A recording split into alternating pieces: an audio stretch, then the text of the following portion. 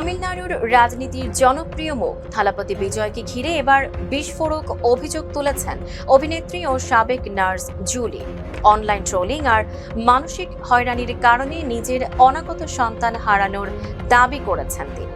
আর এর পেছনে পরোক্ষভাবে দায়ী থালাপতির দল টিভিকের সমর্থকরা, এমনটাই জানিয়েছেন এই অভিনেত্রী।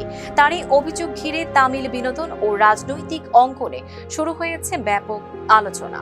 সম্প্রতি সাংবাদিকদের মুখোমুখি হয়ে জুলি সরাসরি বলেন, আমার সন্তান হারানোর জন্য বিজয় আন্না দায়ী।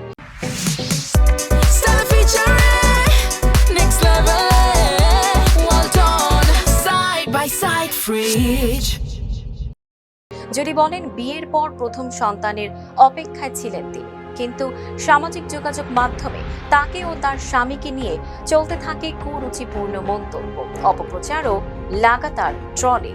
তার দাবি, এসব মানসিক চাপ এতটাই ভয়াবহ হয়ে উঠেছিল যে শেষ পর্যন্ত তিনি হারিয়েছেন নিজের অনাগত সন্তান। যদিও পরে তিনি স্পষ্ট করেছেন, বিজয় ব্যক্তিগতভাবে এতে জড়িত নন, বরং তার অভিযোগ সমর্থকদের লাগামহীন আচরণ থামাতে কোনো উদ্যোগ নেয়নি বিজয়ের দল টিভিকে। এ ঘটনায় এখন পর্যন্ত বিজয় বা তার দলের পক্ষ থেকে কোনো আনুষ্ঠানিক মন্তব্য পাওয়া যায়নি। তবে এমন অভিযোগ তুলে ইতিমধ্যে সামাজিক মাধ্যমে বিতর্কের ঝড় তুলেছেন এই অভিনেত্রী। Tanjima Nowrin, face the people.